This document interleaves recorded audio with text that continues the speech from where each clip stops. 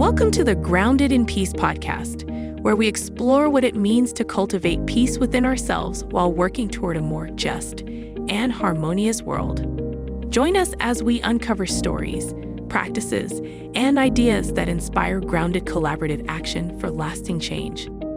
All right, I'm here today with Jared Rosenberger, who is Assistant Professor of Sociology here at Ashland University in our department of, is it called Sociology and Criminal Justice? It's usually the other way around, but it doesn't bother me. Okay, but sociology is your area. Yes, correct. All right, good. And so I hadn't heard this term before.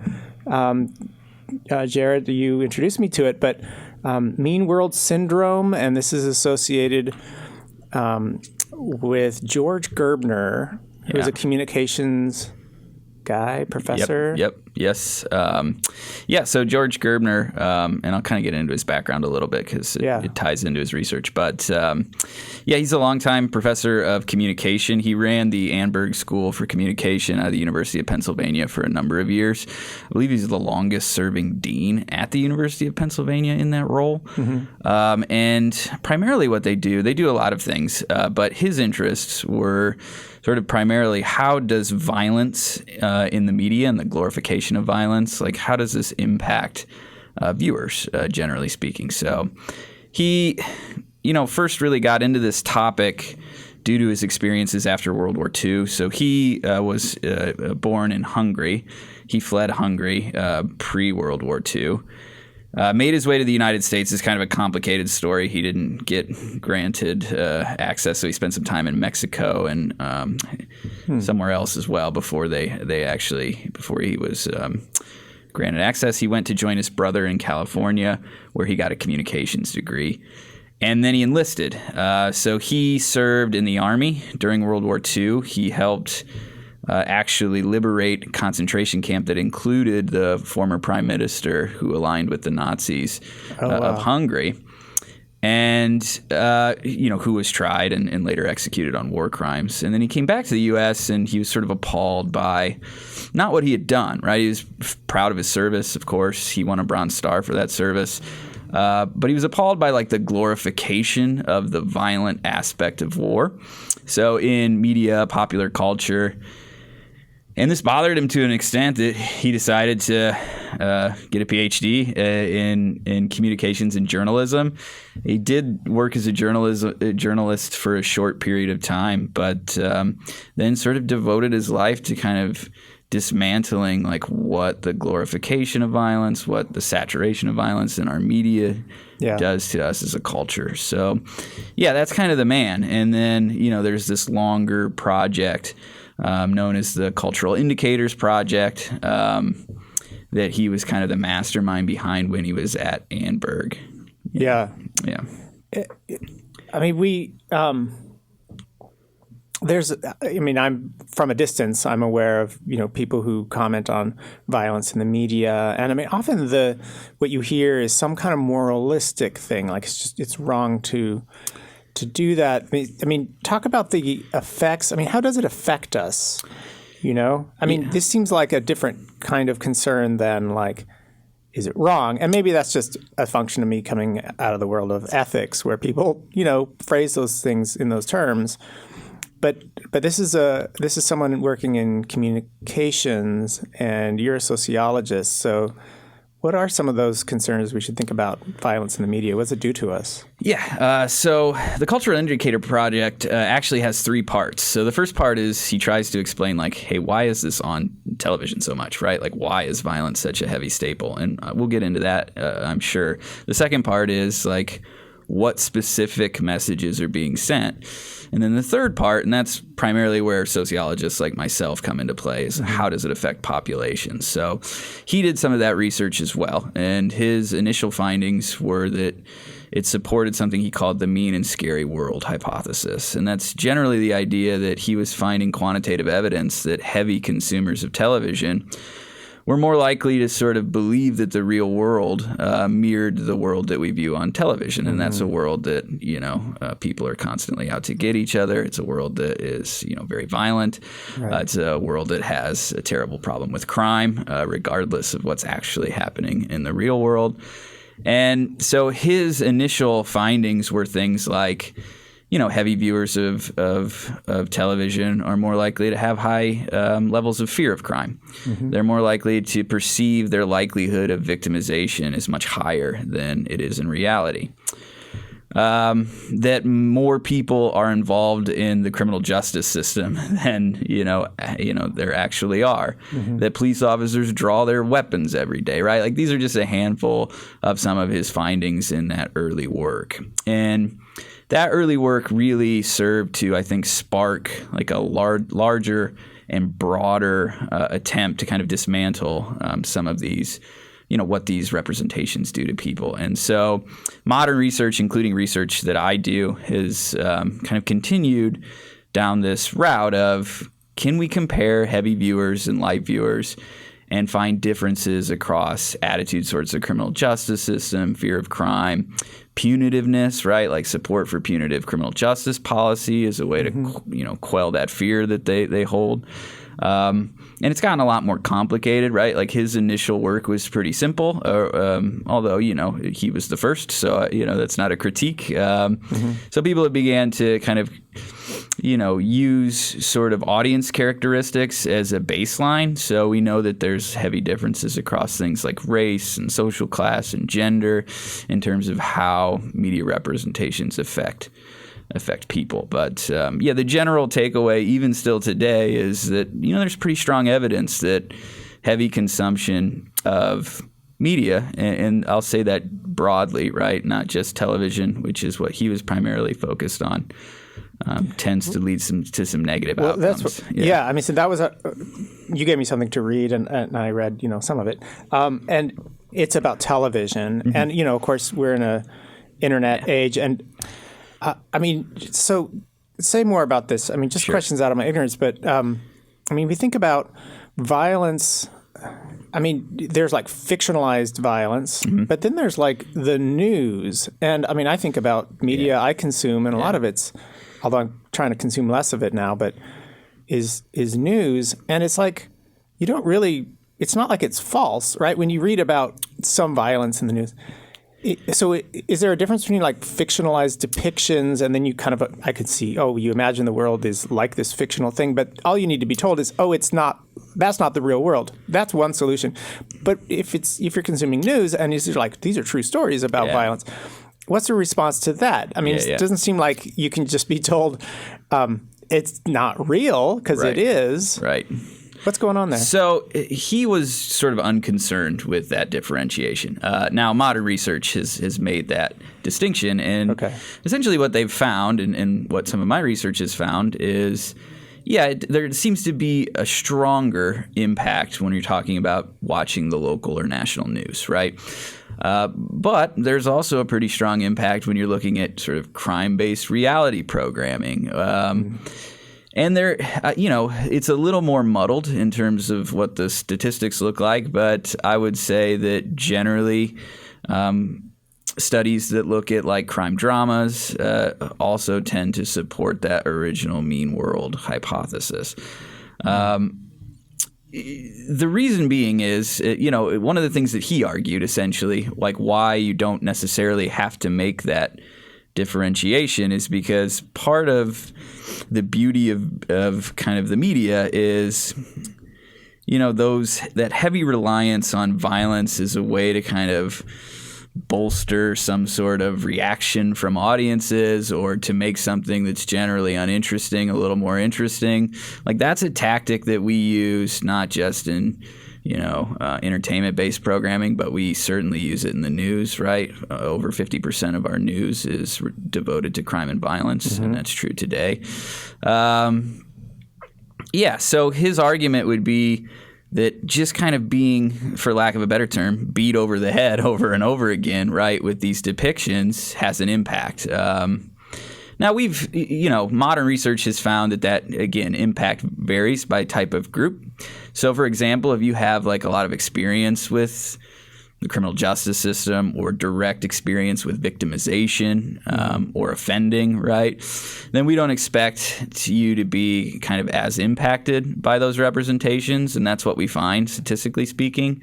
But the reality is that most viewers of television have very little firsthand knowledge of kind of crime and the criminal justice system. So, yeah. Well, I teach a class called Taking Human Life, and we deal with some topics that impact most of my students. Like when we talk about suicide, most students know someone who's died by suicide. Right. But then we also do capital punishment. I'm like, any of you know someone personally who's, and in general, I mean, there have been some exceptions to this actually, but people don't know someone who's died by capital punishment. Right. And yet everyone wants to think about it and talk about it. And, and actually, I believe last year there were 25 people in the United States executed. So, I mean, the numbers, even though the numbers on death row are much higher, but so it's like, but somehow that captures our imagination. We want to think about it and talk about it. Yeah. Is that, I mean, I don't know. Do you have a perspective on that? I mean, is there some kind of element of unreality to that fascination? Yeah, a couple of things come to mind. Some of it comes from Gerbner, some of it from other research. But I think it's kind of worthwhile to frame that conversation in the larger context that Gerbner discussed. Like, part of the reason that violence is so prevalent and is such a tool used in the media is an economic reason, right? It's not necessarily that people want that, right? We do generally seem to find it interesting, and perhaps it increases viewership. But, Gerbner's point is, if you look at like what the most popular programs are in the media, typically, not all the time, but typically these are nonviolent shows. And that's true today, right? Like football and Dancing with the Stars or American Idol, things like that. These are typically the types of programs that end up number one. But his argument was, if you look at what's happened to the number of media producers in this country, we've gone, just take the last, say, 40 years, we've gone from primarily 50 companies that produce 90% of American media. There are 6 now. And that means that those 6 corporations are producing media not just locally, right, or nationally, but internationally. And there aren't a lot of topics besides violence that translate really well cross-culturally, right? So you think about like stories of like romance, for example. That doesn't work. Like what works here in terms of storytelling and romance doesn't work in other places. So his argument was this media conglomeration that's taking place kind of makes violence a necessary component of television if you're going to produce, or media in general, if you're going to produce things for a global audience. Yeah, some argument that sex works in the same way. Again, not romance, but just like graphic sex. But even that's like not the same because, right, there are many countries, including large countries, that will censor some sort of media if they include things that they find sort of offensive or that sort of thing. So I mean, so one outcome is it makes us fearful. Correct. and in an exaggerated way, like more fearful than we should be. Maybe that's fair to say. Yeah. So thinking about this, we don't, on the one hand, we don't want to be fearful, but let me throw this out there. I observe sometimes that being fearful might feel responsible, because it shows that you're clued into world events, and so you're fearful because and that's a way of showing others maybe that you are paying attention. Okay. Whereas if you go through life too placid, people, it seems like you could be critiqued for that, like. Dude, you're not paying attention. Like, why aren't you more fearful? Right. So if there is a kind of unreality or an excessiveness to our fear, like, are we drawn to that excessiveness because it's sort of, is a way of signaling our responsibility or something else? But I mean, I could imagine that. No, perhaps. I think that sort of responsibility or, general notion that being sort of protective or fearful or taking steps to protect you and your family like the issue with that is it's not, those shifts are not rooted in reality, right? Like, so take levels of fear of crime that drastically increased beginning in the mid-90s as a result of like the war on drugs, right? And some of the punitive policies that were coming out of that. Beginning in the early 90s, crime rates started to drop at historic levels and continue to drop until 2014, where we experienced our lowest, sort of modern crime rate. During that time period, fear of crime, according to Pew, who collects data on this every year, had been going up consistently. So, wow.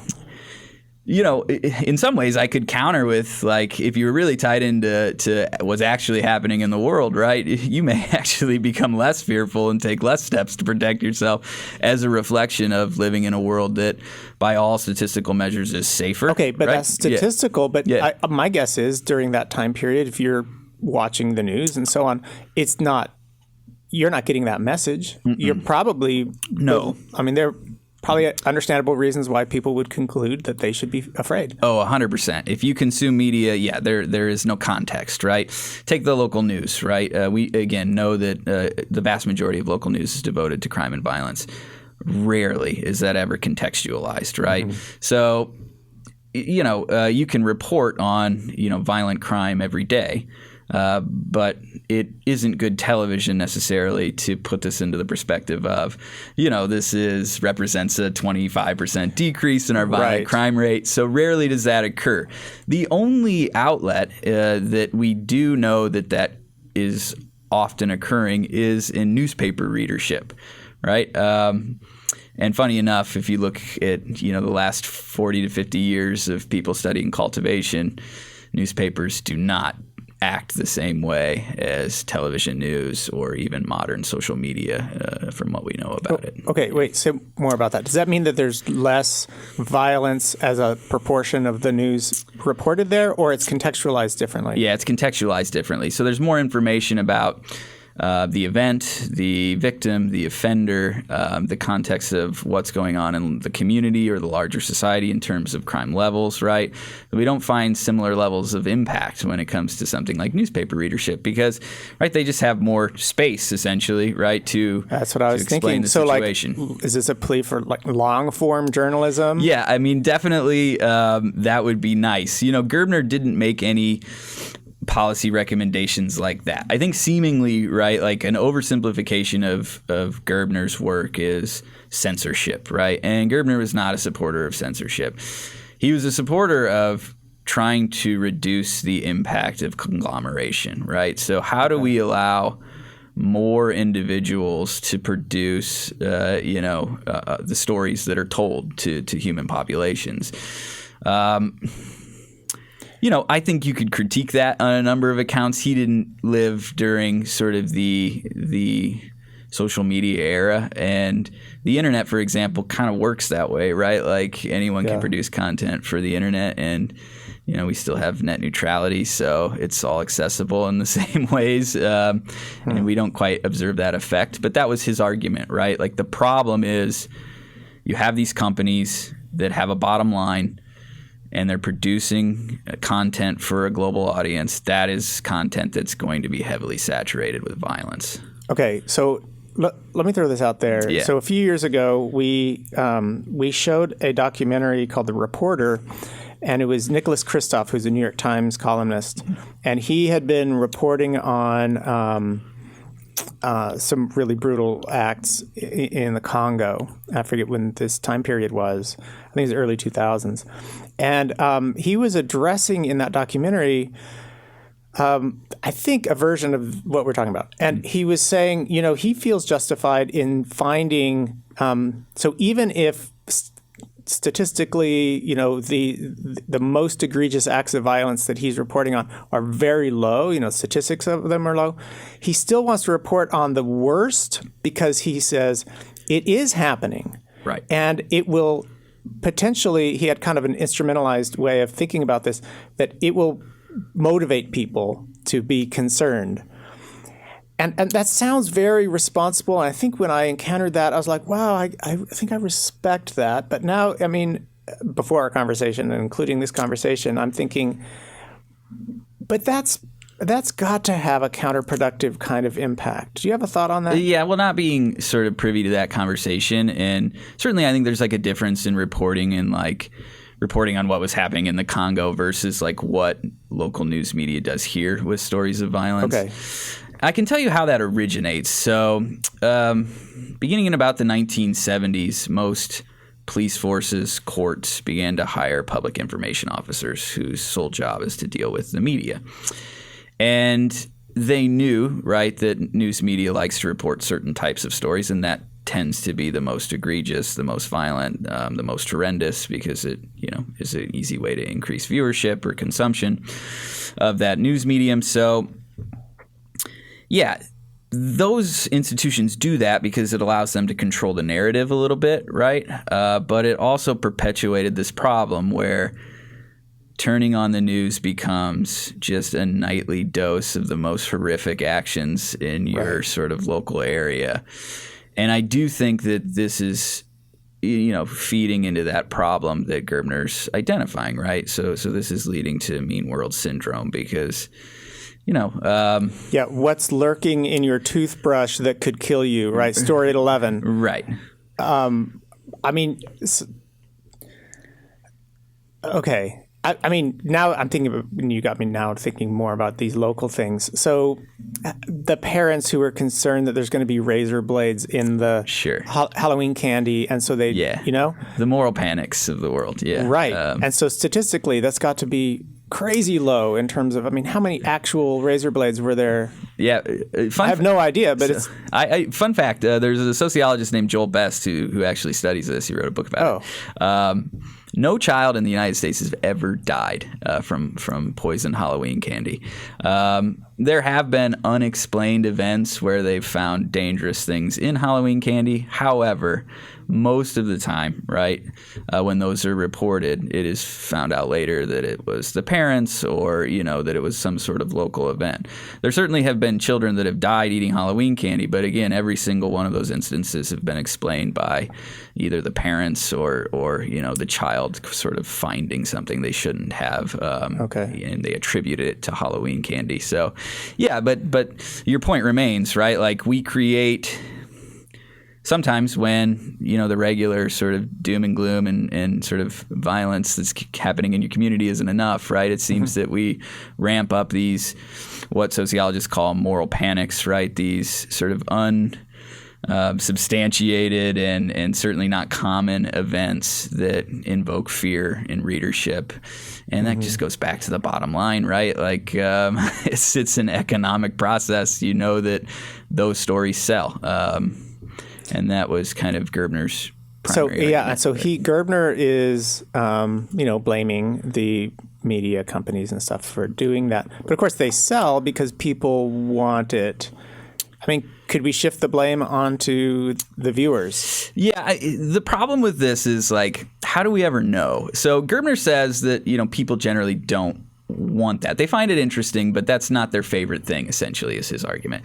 But there's not really any way to study that, right? Because first off, it's really difficult to study media effects. Gerbner himself was comparing like heavy viewers, which he defined as people who consumed over 4 hours of television a day, versus other groups, which was usually what he called low viewers, and that's 2 hours or less. There's no control group, right? There's no group of people that's not exposed to media messages, even if you don't own a television, which we know is like a statistical anomaly in today's world. Like those people are not comparable comparisons to the general public. So like there's really no way to in at least the media landscape we live in now, to determine like, is that violence like something that is being heavily demanded by the public, or is it that we have grown up in a world, right, where we become so used and so saturated with those depictions, we sort of expect them, we associate them with entertainment, right? Like it's an impossible thing to separate now. But it's the ultimate, chicken or the egg. What's interesting is you got people talking about doom scrolling now, right? And people will just kind of waste their hours like really getting into a terrible funk.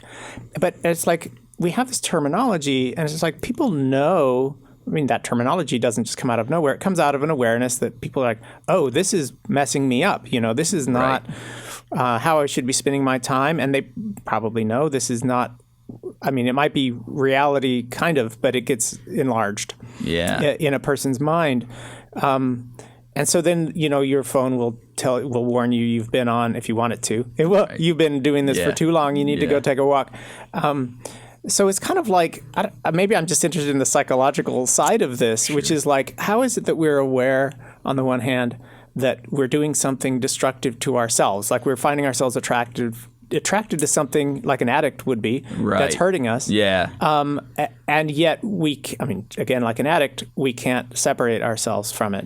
Do you have thoughts on that, or did Gerbner address that psychological side of it? No, that's not really his purview. It's a hard thing to like come up with an answer on. I mean, I do think it's rooted in a similar process as addiction, but that's not my expertise by any means. But and thinking about like media's changed so much since Gerbner initially put this idea forward. Doom scrolling isn't just about like, hey, I'm getting hit over the head with these terrible and violent things. You're getting hit over the head with things that are important to you, right? Because these are based on algorithms that are handpicking you. Articles that they know are about things you care about, you're worried about, right? So you would expect the impact to be even stronger, although I will admit, like, researchers have done a pretty poor job at this point of figuring out a way to dissect the impact of social media usage on cultivation, on the mean world syndrome. It seems so important. I mean, I had never heard this term before. You mentioned it, when we were talking not too long ago. And I was like, it immediately made sense to me. I mean, I had to look it up a little bit. Sure. But I was like, wow, this is a thing. I recognize that this is a thing and that this is a problem. And I mean, I don't want to see it's like I want to be this is where my question about responsibility earlier came from. It's like, I want to be responsible. I don't want to bury my head in the sand. But on the other hand, I don't want my experience of life to be in reaction to an inflated set of threats, right? Like I want my orientation in life to be guided by other things, right? I mean, do you have? And I'm, whether Gerbner wrote about this or not, like, what do you think? I mean, how are we going to orient our lives so that we're not consumed by fear? Yeah, I don't have a perfect answer for you. I just think that like responsible consumers of media try to contextualize those stories as much as possible, right? So whether that means, not everybody has the capability to look up academic research, right? But most people have the capability to log on to the FBI's website and look at crime trend data, right? And contextualize it in that respect.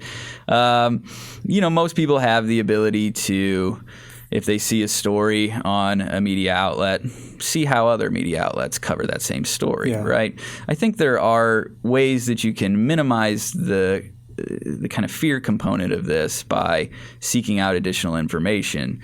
But generally speaking, I think we've reached a point where like the reliance on crime and violence, in our media, it's you're not going to completely ignore it, right? Like it's not really feasible. Sure. Yeah, not to ignore it. I mean, is there an impact on our interpersonal relationships, for example? I mean, I can see being more guarded if I think the world's out to get me, and that's going to influence the way I interact with people. Yeah, and there is research that links this to your relationships with your neighbors, for example, right? So how well connected you feel within your community, how fearful you are, not just about sort of issues of crime and violence broadly, or even when we talk about it localized, right? But in your immediate neighborhood, right? There's plenty of research that shows that these things do impact those relationships negatively, right? We lock our doors, we buy security systems, right? And most of those things are happening. For example, like buying a security system. Those things are happening in neighborhoods that don't really need to worry about security, right? Like that's where this kind of further economic motive kind of creeps in. But So yeah, we do know that this can be harmful, both interpersonally, I think, in numerous ways. It's so interesting too that this is the product of a scholar who, it was thinking about the Nazis, or at least as part of his biography is experience in World War II. Because you can imagine someone saying, "Well, what are you saying? The world isn't very mean. Like, what about the Nazis?" But I mean, incredible, right? He's in full awareness of that. I mean, not naive about. Yeah, I mean, he was born Jewish and pre-World War II fled Europe. I mean, he witnessed the atrocities, the worst atrocities of humanity, and yet his general takeaway is that the way that we consume media in this country and the way that media is produced, creates these sort of invisible monsters and sort of scares us into levels that's unhealthy. Yeah. I want to conclude by just thinking a little bit more about like some actionable things. I mean, sure. One is to like log off of, not to consume as much media, or not to or to consume more media, but not a single source. Yeah. I mean, these are things I can think of. I mean, another is to be more proactive about finding. I hesitate to say like positive stories, but or I guess they're called human interest stories, which maybe don't sell as well. But I mean, we have access to those. We can find out the good, or even not just the good, the neutral.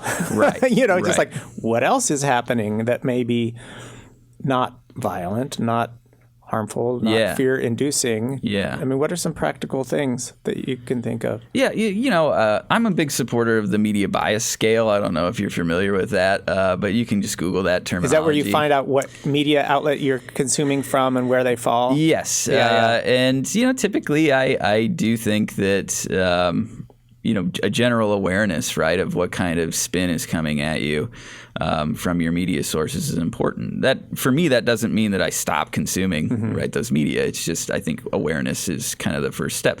And the same is true when you're engaged in local media consumption. I also, I think like the takeaway that maybe I don't want to have is that like that we shouldn't be afraid of things. Like there are things we should be afraid of. Sure. It's just a general recognition that the things that we're afraid of are most heavily impacted by the stories we're told. As a criminologist, I think about like white-collar crime. White-collar crime kills more people every year, costs the taxpayers more money every year than street crime. And yet you don't see many stories on the local or nightly news. Yeah, you don't sit up thinking about how products are potentially killing us or how our cars are unsafe because of deceptive practices. Right? We don't worry about it in the same way. And so I do think being aware that there is an economic component to the way we consume news, and that's one that drives violent imagery and depictions of crime, and especially the worst types of crime forward. I think that can be helpful. Again, I mentioned this earlier, but I do think just making sure you're being a responsible media consumer in the sense of being aware of what biases might exist and trying your best to contextualize some of this information. It has an impact, right? There is research even recently that's come out that shows that you can do something as simple as take two groups of people and ask them to switch the channel, right, that they primarily consume media through. And it has an impact, right? We typically think of people are so sort of like cemented into their ideologies that there wouldn't be any room for that.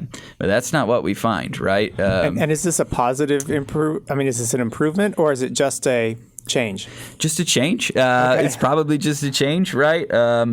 But I think the point is, like, even people who have strong beliefs or opinions are being impacted by these messages, right? And I don't know if that's how people think about it. I think people think like, well, I know what's really going on, so this isn't going to impact me in that way. But of course it does. So ways that we can kind of catch ourselves and be, I guess it's self-critical. I mean, there's plenty of criticism to go around, but we can be self-critical in the sense that like, oh, what I am taking for granted, what I think is a accurate and true description of the world might be part of a story that's being fed to me, and I haven't been cautious or aware of how I'm being told that story. Correct. Yep. Wow. Oh, well, this is really, I don't know. Maybe we can do this again sometime. And for sure. Because I mean, I just continue to have all kinds of thoughts and questions. But I mean, I think this is really provocative stuff. Okay. Thank you, Jared. I really appreciate you sharing about Gerbner and the mean world syndrome. Any parting thoughts or people who might want to, maybe you can share it with like where can people go if they want to track down the work of Gerbner and find out more about mean world syndrome? I would suggest the Annenberg School of Communications website. They have pretty good information about mean world syndrome, about Gerbner's work. They provide a pretty healthy synopsis. There's also a documentary, I believe it's called The Man That Counts the Bodies, that is about Gerbner and his life. Wow. And in it, he doesn't just talk about his research, but he talks kind of more broadly about his experiences, his motivations, and it's a pretty powerful little watch. And it is, I believe it's on YouTube, so you can just watch it for free. But, All right. Yeah. Consume some media. Yeah, there you go. Yeah. All right. Well, thanks again, Jared. I really appreciate it. Yep. Thanks.